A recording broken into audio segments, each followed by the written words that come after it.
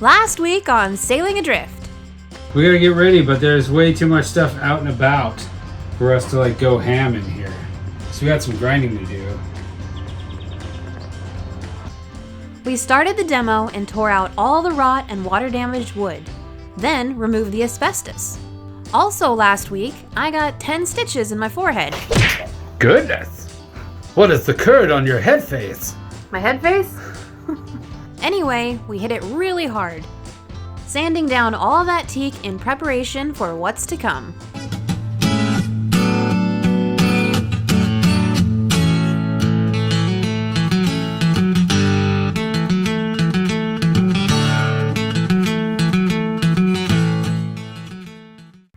So let's back up a bit. Prior to the demo, we crossed a few more items off the punch list.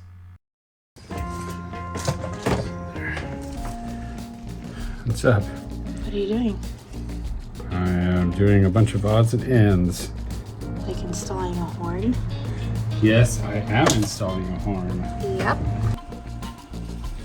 First step, securing the actual horn in place, then installing the button. I gotta figure out how little this guy is. It's very little. Yeah. I like seeing the helm out here. You too. It's like a real boat.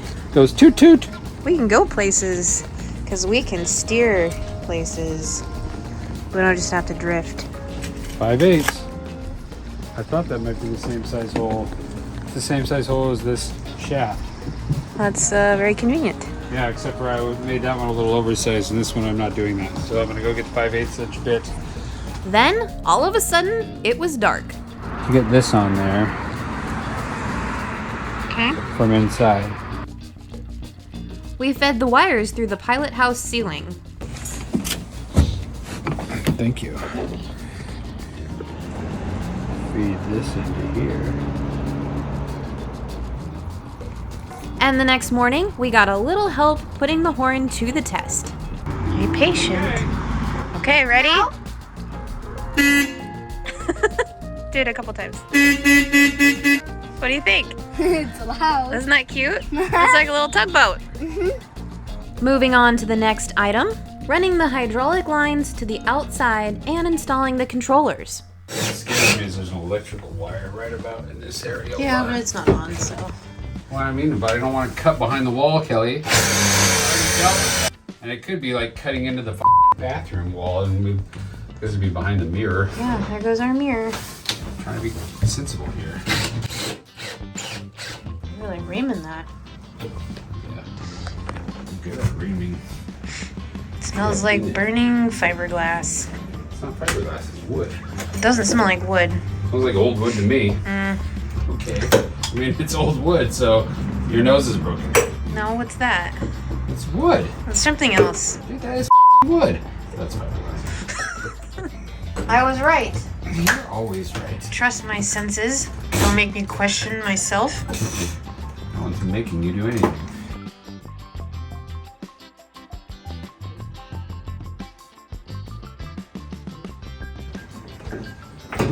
We won't turn the corner.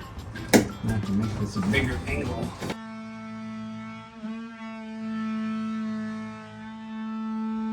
Okay, we just need some handles on this bad boy, but the detent is working right there. Goes forward, goes back, makes the other one do the same, and that thing's going. This one is a little bit stiffer than the forward steering column, but you know, I expect it because it's doing a lot more work. One more item off the checklist. Curious about what's happening down below?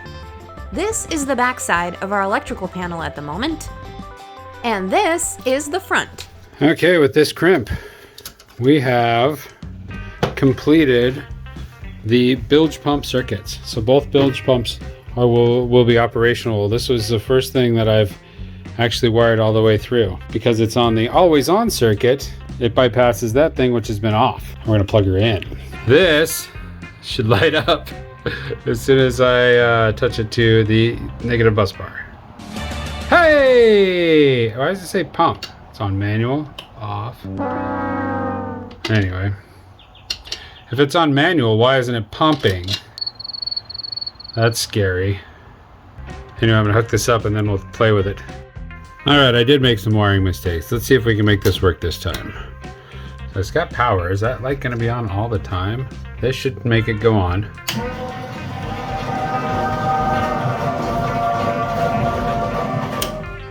And this should make it turn on when it needs to. And last but not least,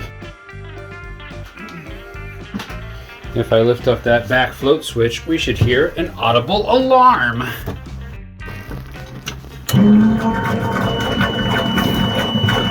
And it makes it go on. That's cool. Backups within backups. Imagine that. You wire it to the diagram and the thing works properly. Although I'm not impressed with the loudness of that alarm. I think the freaking bilge pump's just as loud as the alarm is.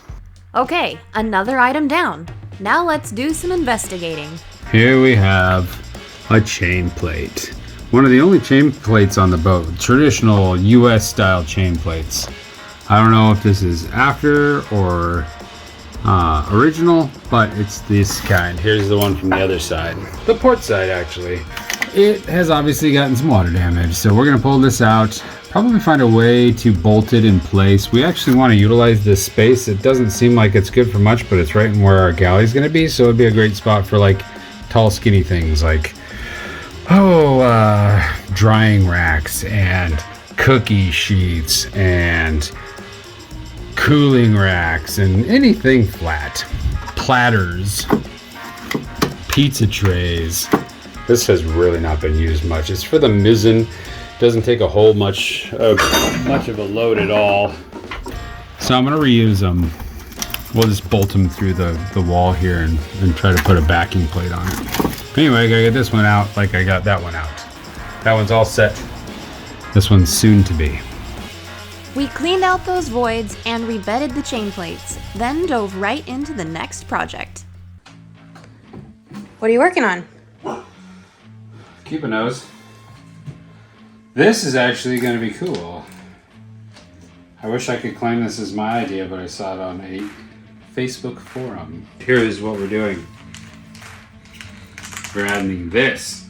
This is blue glow-in-the-dark powder. Cool. Yeah.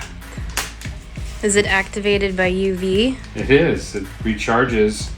For 30 years it'll recharge. Wow. This will actually sparkle a nice, bright, vibrant blue. I don't know how much I'm supposed to put in here. I didn't really have a guide for that, so I'm gonna use half. Okay, half sounds good. Yeah. Half for one side of the stairs, half for the other side? Nope. Half for both, just in case we want to use it somewhere else. Okay. How much was that little packet of stuff? Not much, like $7. No, it's 10. Oh. Still not bad. It seems pretty good, right? That consistency. It's in the special clear epoxy. So we'll go pour it in where we're going to use it. I haven't even talked about that yet. No, let's go find out. That's exciting stuff. A little bit more. So it'll be bright. Check it out, Kelly. Whoa, look at that. Look at that. It's like if there was a masturbation scene under blue light in a movie. So many fluids. Right here, dude. Whoa, look at that. I put some grooviness in it.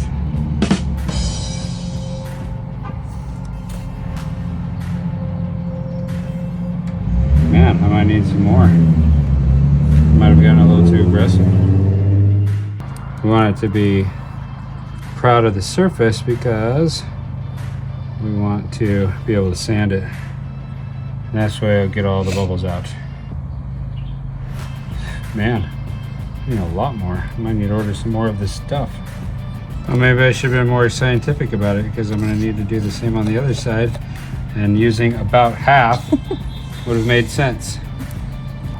It wouldn't be the end of the world if it was slightly recessed because we're going to put the special clear over everything later anyway. So Okay. you can see it start to get blue. That is significantly like... Yeah, that's crazy.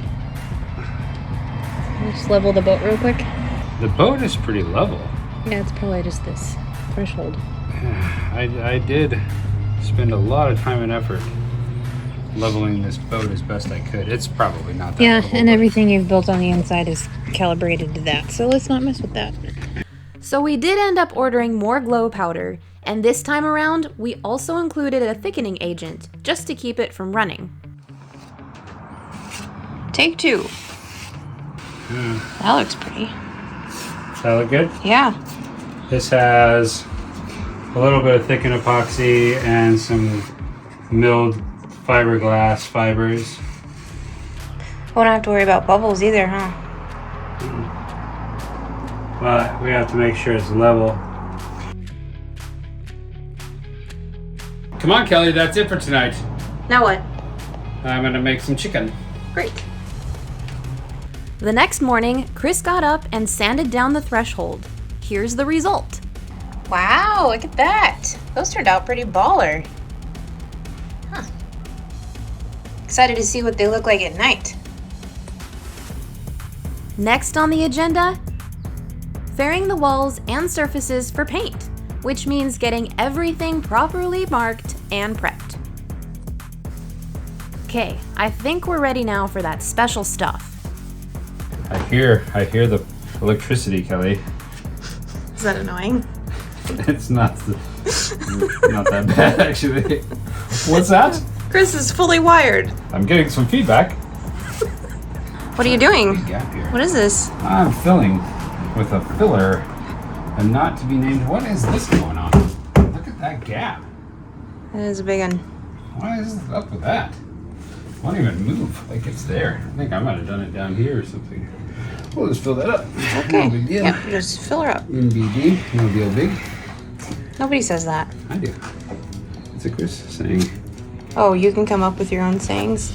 Someone has to come up with the sayings, Kelly. They don't just make themselves up. Oh. Man makes the So like when I come up with a saying, that's No, not you're how trying it to is. tell me it was already an existing saying. I said that's not a saying. And you're like, sure it is. Sure it is.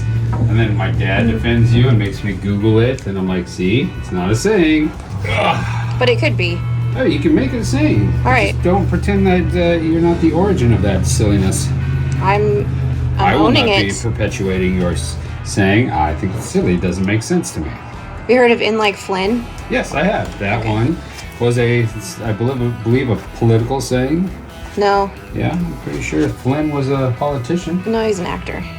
Who? He was like a daredevil type actor, bad boy, back in the day. Did you have to look this up? Not important.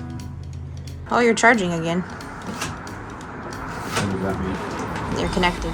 Oh yeah, my back fat does not transmit as well as my ear hole. You mix the blue with the gray to make blue-gray.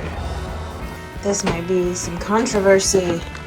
I don't know, man. They're pretty water damaged panels, and we kind of like we're just painting the interior spot, and that's kind of the theme because we're painting several little spots around here. Yeah. I don't think there should be much controversy here. You're like, oh my god, you're painting over this teak. It's teak But it's- plywood, man.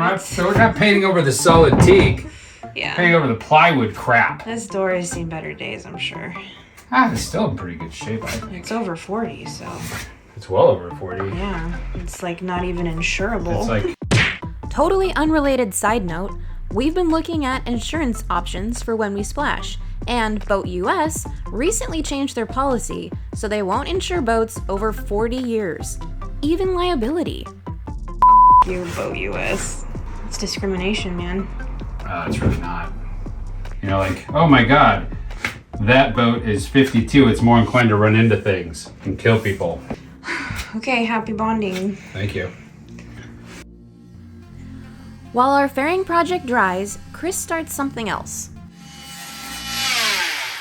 Okay. So we need to steal a little bit of this opening for the rest of the refrigerator that's going to go from here over to here. So that's what I'm cutting this for. One thing I wanted to address, there was some dissension on whether or not we should move the galley up here. First of all, sadly, that decision's already been made. It was made about 2 years ago, wouldn't you say, Kel? Yeah. And the reason we came to this decision is because I didn't know anything about cruising or what would be important or things like that before we started designing this. And so before we really got into remaking this entire boat, just a couple of chuckleheads that have no experience in this whatsoever, we asked everybody that we could get in touch with that does this, what they would like, what they would do, their opinions on things and stuff like that.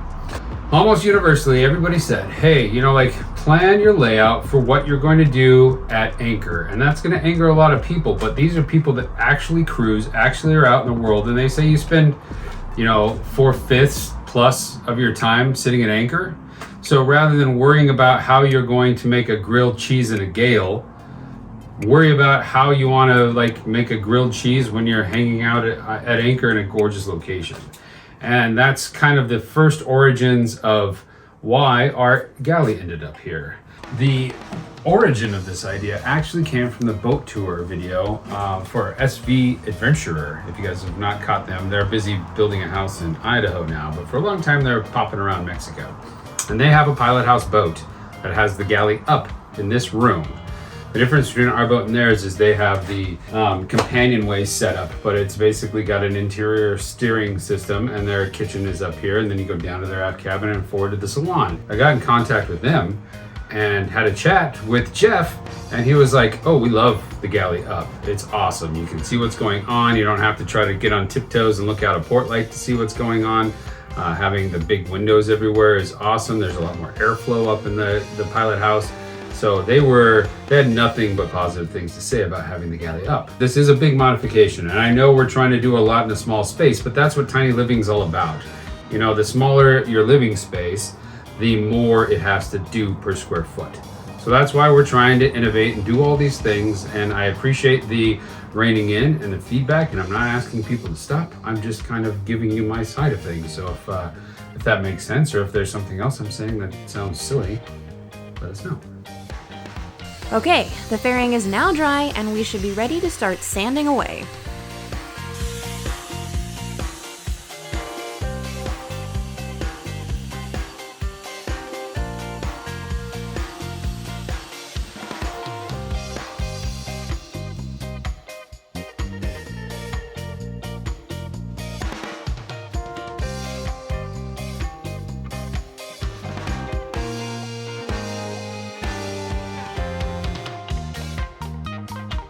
Quick trip to Lowe's because I messed up the sanding disc. In all the sanding that we've been doing, I hit it a little too hard and had to go purchase a new one. So for about 16 bucks, we get a couple extra discs and the new foam pad. So hopefully I don't destroy that one. But anyway, back to sanding. That is how hard we're going in the pilot house.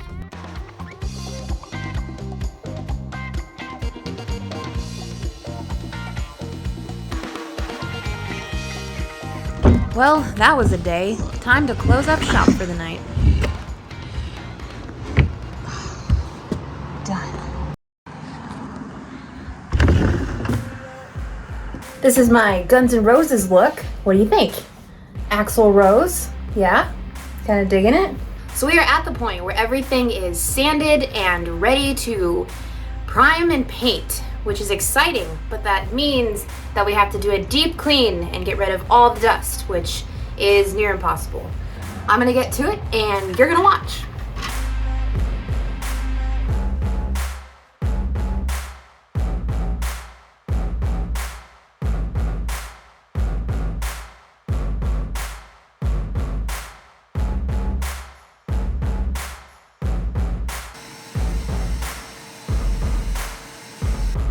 Here's the part where I wipe every surface down with acetone to remove any hint of debris, then tape everything off.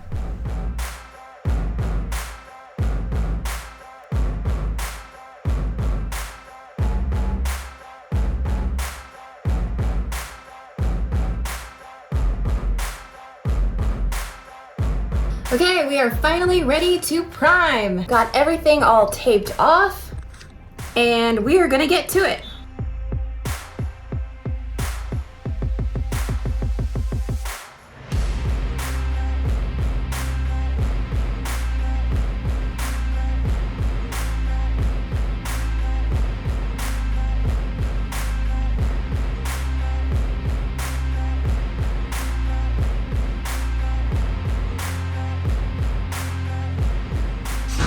Hell yeah.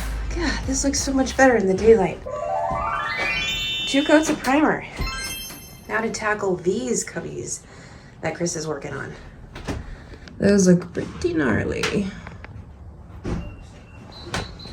Yesterday, I got 2 coats on everything. Looks great, but I ran out of primer.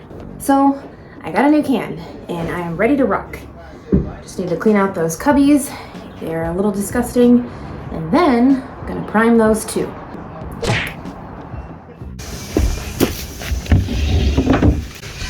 Hi, Hello, how's it going? angel in a centerfold. That's me.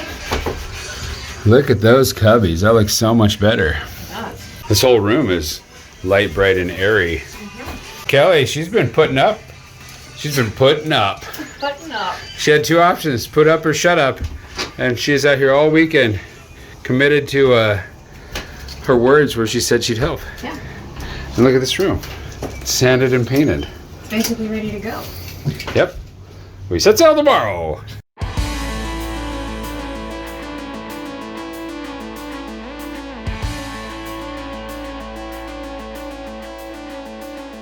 Well, Kelly, it's been a killer weekend. Yes. You want to know how many hours we worked this weekend? How many? Do you want to know? Yeah, I do. That's why I asked. But do you want to know? Mm-hmm. 15 hours and 40 minutes and some seconds. 41 minutes and some seconds. Nice. Let's see if I'm on track for my monthly goal.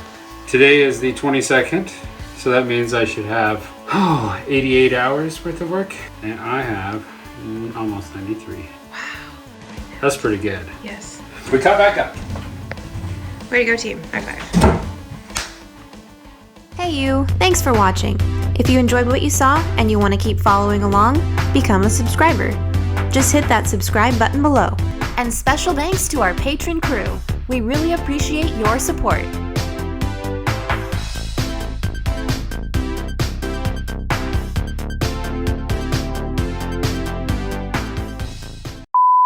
What? Done.